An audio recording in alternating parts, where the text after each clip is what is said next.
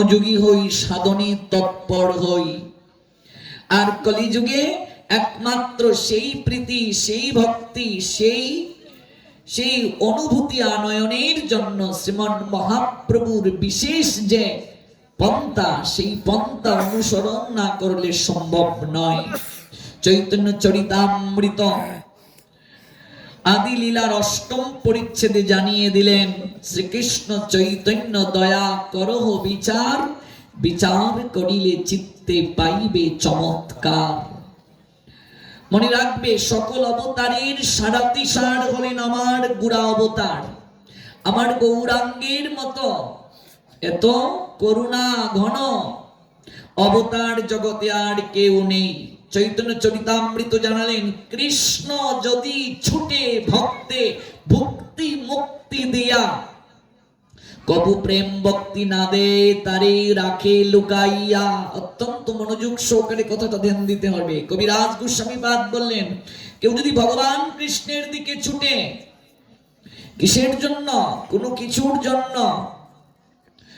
ভগবান কৃষ্ণের নিকটে যদি কোনো কিছু চায়, কেউ মুক্তি চায়, মুক্তি দিয়ে দেবেন। ভক্তি চায়, ভক্তি দিয়ে দেবেন, কিন্তু প্রেম সহজে দেবেন না। কবু প্রেম ভক্তি না দে তারে রাখি লুকাইয়া।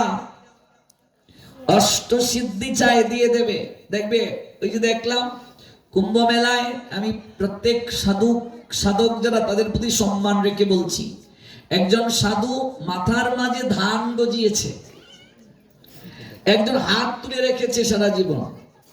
আমাদের প্রভুপাদ থাকাকালীন অবস্থায়, প্রভুপাদ ভক্তি সিদ্ধান্ত সরস্বতী গোস্বামী ঠাকুর,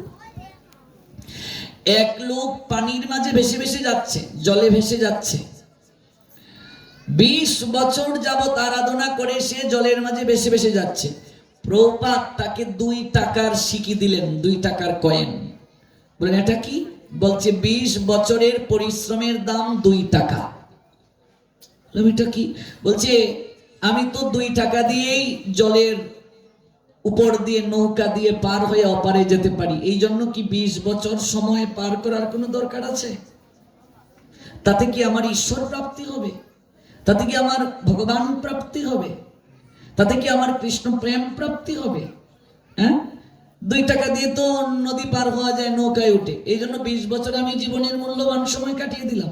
আচ্ছা, মাথার মাঝে ধান গজানোর দরকারটা কি বলুন?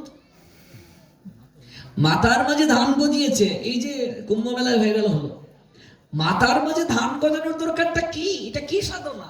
এটা দ্বারা আমার হবেটা কি?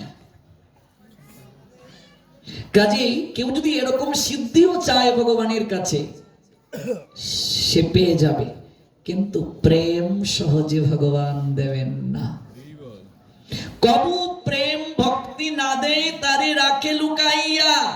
প্রেম পাওয়াটা তো সহজ নয়। আর মহাসাধিকা মীরাবাইয়ের কথা, বিনা প্রেম সে নাহি মিলে নন্দলালা। যদি গোবিন্দ প্রাপ্ত হতে চায় কেউ, প্রেম ব্যতীত সম্ভব নয়।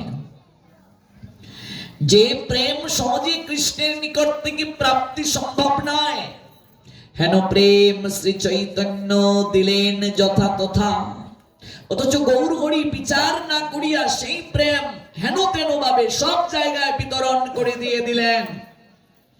এক কৃষ্ণ নাম করে সর্বপাপ নাশ, প্রেমের কারণ ভক্তির করেন প্রকাশ। প্রেমের উদয় হয় প্রেমের বিকার, শ্বেদ কম্প পুলকাদি গদগদ অশ্রুদার। অনাসে ভবক্ষয় কৃষ্ণের সেবন, এক কৃষ্ণ নাম যদি, এক কৃষ্ণ নামের ফল পাই এত ধন। এক কৃষ্ণ নামে এত এত কৃপা পাওয়া যায়, এত ফল পাওয়া যায়। আমি অনুরোধ রাখবো সবার কাছে, ঘুম থেকে উঠে তুলসীকে পাশে রেখে কথা না বলে হরিনামটা করবেন। এই যে আমরা মঙ্গলারতি করার পর প্রতিদিন আমরা ষোলমালা তুলসীকে পাশে রেখে করি, কোনো কথা বলি না। নতুবা যত কোটি টানুন লাভ হবে না, কিচ্ছু লাভ হবে না, ভক্তিতে অগ্রসর হতে পারবে না। জপমালা হাতে নিয়ে হরে কৃষ্ণ আর গাজরের কেজি কত, ফুলকপির কেজি কত, কিছু লাভ হবে না, কিছুই লাভ হবে না। এটা ফ্যাশন হয়ে গেছে এখন সাধু সমাজে। জপমালা হাতে নিয়ে নিয়ে রাস্তায় দৌড়া, জীবনে ঘরে জপ করে না, বাইরে বের হলে জপমালা হাতে নিয়ে বের হয়। এই ফ্যাশন থেকে বের হয়ে আসুন, এগুলো দ্বারা ভক্তি লাভ হবে না। অমনোযোগী হয়ে জপ করাও ভক্তি বিনোদ ঠাকুর বলেন এক প্রকার নাম অপরাধ।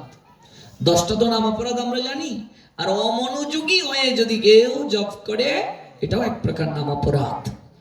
এই জন্য কেউ যদি ভক্তিতে অগ্রসর হতে চায়, একেবারে আমি ডিরেক্ট কথাটা বলছি, হরি নাম যারা